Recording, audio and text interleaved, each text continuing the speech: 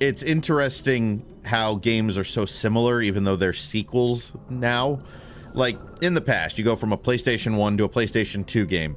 Nothing from the PS1 game was even remotely usable in the PS2 game. But Death Stranding 1 to Death Stranding 2, you can take the elements and the systems that were built for that game, tweak them, update them, hang on, and then add on to them and make it more complicated. In a way, it's kind of good that games don't have to be built from the ground up every single time, but that also means that you're kind of paying for the systems that you already paid for before. You know, I guarantee you some of the code or most of the code for this room is from the first game, and yet they updated the characters and they updated the abilities and the animations and all that stuff. And which one is better? Is it better to have something completely from the ground up, or something that builds on the game that came before it? Because I mean, you look at something like Elden Ring. Elden Ring wouldn't exist if it didn't build on games that came before it. There are things in Elden Ring that were in the first Demon Souls, and they just continued building on top of it to have the ultimate game that we did. Is this game having more combat or more, you know, systems? You know, they got the core systems down, so then in this one they were like, all right, we'll add a little bit more stealth and we'll add a little bit more combat,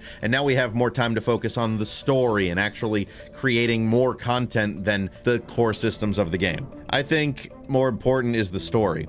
Well, they have more time to work on the story when the game isn't being built completely from scratch. So I don't know. It's a double-edged sword. I understand the argument of wanting a game that is brand new because you're buying it brand new, but also I can see the argument the other way.